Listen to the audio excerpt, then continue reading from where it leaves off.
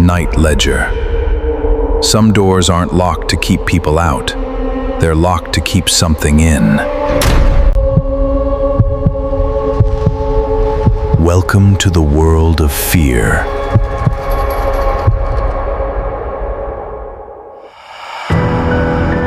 We always think of a sleepover as a safe escape, a night of locked doors, movie marathons, and harmless fun. But when the lights go out, the walls we trust can turn into a cage. Tonight, we're diving into 3 disturbing, true stories where a simple night over became a living nightmare. You might want to double-check your locks for this one. 5 years ago, I was stepping back into the dating world after nearly a decade. I'd been with my high school sweetheart all through college, and when that ended, I felt entirely lost. Dating apps were a completely alien concept to me, but after a few dead-end encounters, I swiped right on JoJo. Her full name was Josephina, but she absolutely hated it. We both carried the baggage of heavy, long-term breakups, so we consciously agreed to take things slow. But not long into our relationship, JoJo started pressing me to do something that felt like a massive leap forward. She wanted me to sleep over at her apartment. Every single day, she asked. She even offered me the couch just to make me comfortable, but I kept turning her down. Finally, I demanded to know why she was pushing so hard. JoJo went dead silent, looking completely embarrassed. She didn't want to tell me, but she pleaded, saying it would mean the world to her. I promised I wouldn't judge her if she just opened up. That was a promise I would break within 2 minutes. JoJo broke down and confessed that for weeks, she hadn't been sleeping. Every night, she'd wake up in the pitch black and see a solid, human-shaped shadow standing perfectly still in the corner of her bedroom. At first, she tried to convince herself it was just the darkness playing tricks, but in the morning light, there was absolutely nothing in that corner capable of casting such a shape. The terror grew. She tried sleeping on the living room couch, only to wake up and find the exact same shadow standing in the doorway, watching her. The night before she told me, she finally snapped and threw a stuffed animal at it to prove she was losing her mind. But the toy didn't hit the wall. It hit something solid. And the shadow moved. Seeing her in tears, my awkward defense mechanism kicked in. I smiled and cracked a joke about the monster under her bed. JoJo was devastated. She told me that was exactly why she hadn't wanted to say anything, knowing I'd just think she was crazy. Feeling like an insensitive jerk, I tried to salvage things by suggesting sleep paralysis, or that she should try sleeping with the bright lights on. She told me she already tried that, and when the lights were up, the shadow simply moved inside her cracked open closet door. To make up for my terrible joke, I agreed to stay over that night. By 8 in the evening, she was already crashing on the couch, entirely spent from weeks of sleep deprivation. I figured she might just be hallucinating from exhaustion, so I let her sleep, sitting upright beside her and playing with her hair. Hours passed, the apartment grew quiet, and I eventually drifted off. Sometime in the dead of night, JoJo shook me awake. She was trembling, pointing toward the far doorway. I squinted into the near-pitch blackness, and my heart dropped. There was a strange, deep shadow there that made absolutely no sense. When I tried to get up, JoJo gripped my arm, crying, completely terrified. I started shouting into the dark, feeling absolutely ridiculous, but JoJo was hysterical. She said my being able to see it proved it was some kind of entity. I insisted on proving it was nothing. I grabbed a throw pillow, aiming to toss it straight through the empty doorway to prove it was just an optical illusion. JoJo begged me not to, reminding me it had moved when she threw something at it. But I needed to see for myself. I hurled the pillow as hard as I could. It didn't fly through the doorway. I heard a loud, heavy thud as it struck something solid. Then, right before our eyes, the shadow slowly retreated into the dark office behind the door. Suddenly, I was on high alert. The skepticism vanished, replaced by pure, cold adrenaline. Jojo was hysterical, screaming for me to stay, but I made my way to the threshold of her home office. Before I could step inside, I froze. A distinct, low whisper was coming from the pitch-black room. I couldn't make out the words, just the unmistakable sound of a human breath. As I took a step forward, the door slammed violently in my face, knocking me backward. I scrambled up and threw my weight against it, but the lock clicked. From the other side, a chaotic whirlwind erupted, the sound of heavy furniture shifting, books tearing off shelves, and glass shattering. Then, dead silence. I grabbed my keys, used a small lock-picking tool on my keychain, and forced the door open. I flipped the light switch. The office was an absolute disaster area. The desk was overturned, papers were strewn everywhere, and the window was wide open, its screen completely missing. The shadow was gone. Jojo insisted it was paranormal, and though I tried to rationalize it later, the open window told a terrifying story. We cleaned the room, and she stayed at my place for a while. Today, we're engaged. She still swears it was a ghost, and I still fear the alternative. Because what's truly scarier? A supernatural entity, or a flesh-and-blood intruder who had been hiding in her apartment, watching her sleep every single night? Our second story takes us back 16 years, to a time when my parents' strict rules felt like an absolute prison. I was 18, a senior in high school, and my only real friend was Evan, whose parents were even stricter than mine. When my parents announced they were going out of town for the weekend, they refused to leave me alone.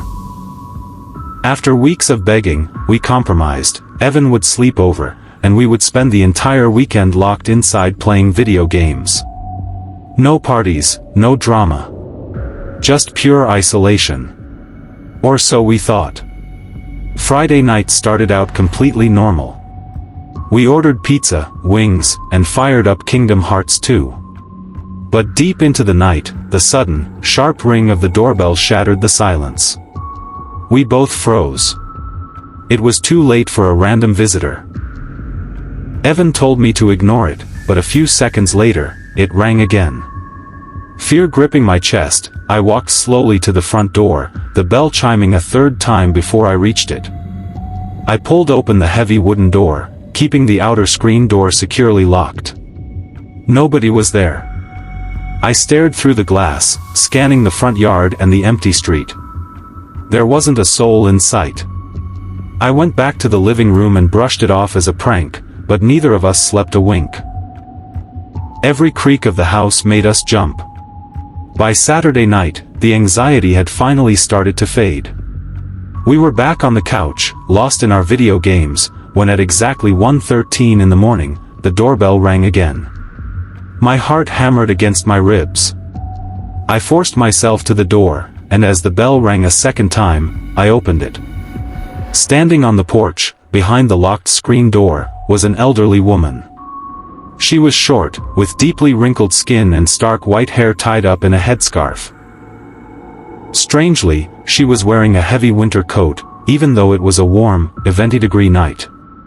She stood there in the shadows, wearing a wide, unsettling smile. For a few long seconds, neither of us said a word. Then, she spoke. She asked if Mr. Walker was home. Confused, I told her nobody by that name lived here. Her smile faltered for a fraction of a second, replaced by a bizarrely sympathetic expression, before stretching wide again. She whispered that Mr. Walker didn't live here anymore. I tried to end the conversation and close the door, but she spoke up again, asking if Joe was still around. I firmly told her she had the wrong house and to leave. That's when she started laughing. A chilling, breathless sound. She told me Joe was still inside, that she could hear him right now. Panic setting in, I slammed the door shut, her laughter echoing through the thick wood.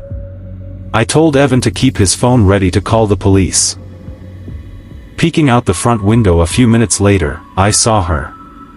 She was standing perfectly still, right in the dead center of the street, staring directly at our house with that same frozen smile.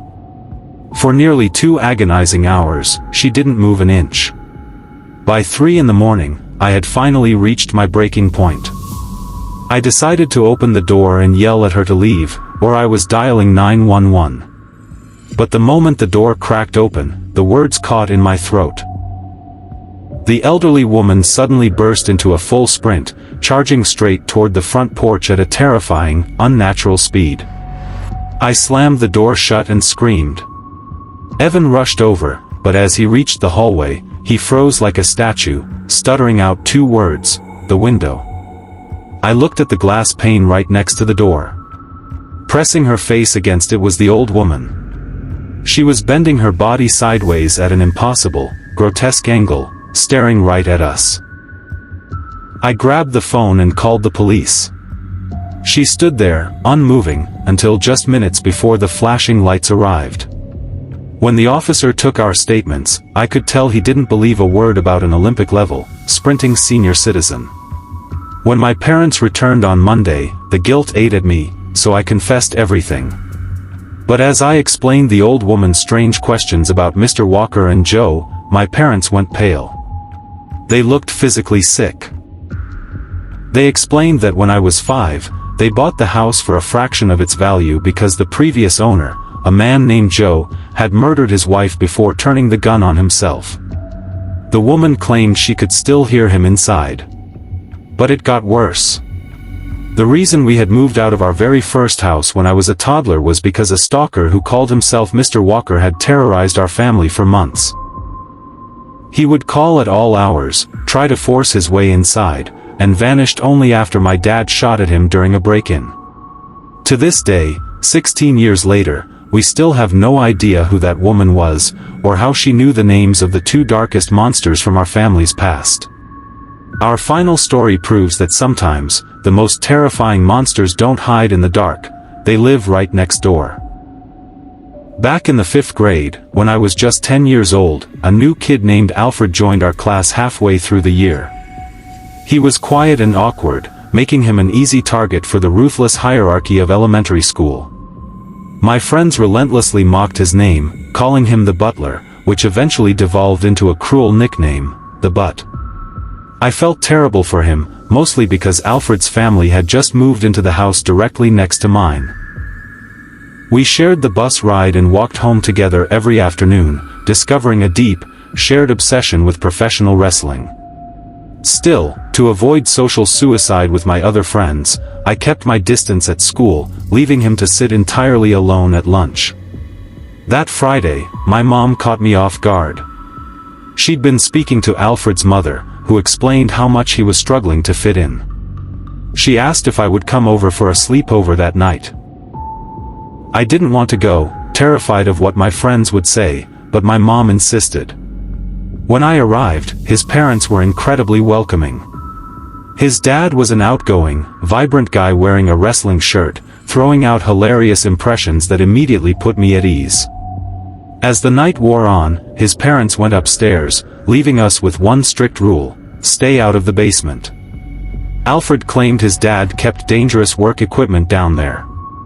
I didn't think much of it until late into the night. Lying awake on the floor, I heard Alfred's dad creep downstairs, slip into the hallway, and open the basement door. A moment later, a distorted, static-heavy audio began echoing directly through the floor vent right next to my head. It sounded like an old television playing a faint, heavily muffled broadcast. He stayed down there for an hour before returning upstairs. The next morning, his dad was back to his cheerful self, flipping pancakes and offering to pull some rare, classic wrestling VHS tapes from his legendary basement collection for us to watch if I stayed a second night. I eagerly agreed. But later that afternoon, when I mentioned hearing his dad in the basement, Alfred looked genuinely confused and unsettled. Seizing the moment, I pressured a reluctant Alfred into sneaking downstairs with me while his dad was out running errands. The basement was a freezing, unfinished concrete cavern.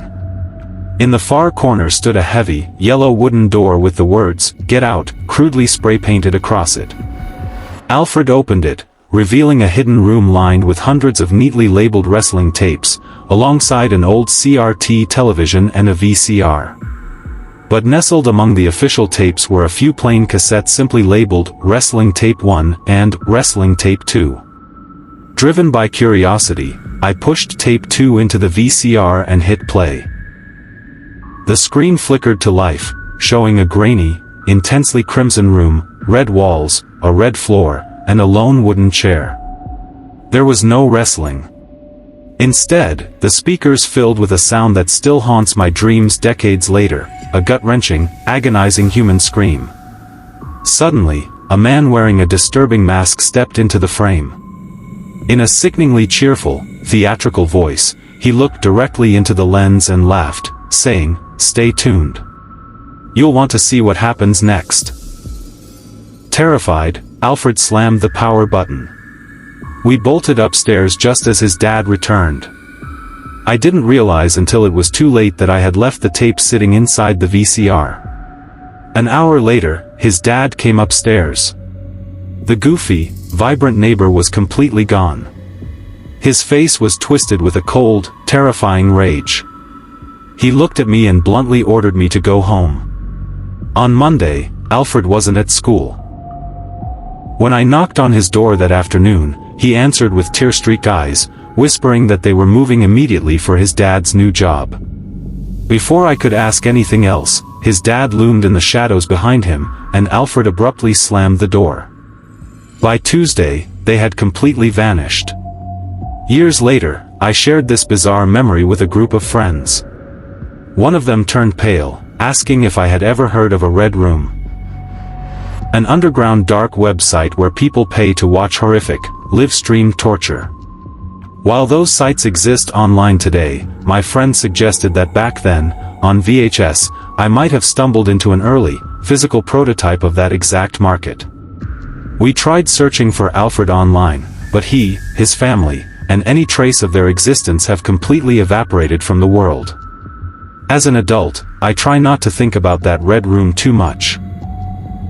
I desperately pray it was just a sick, amateur home movie.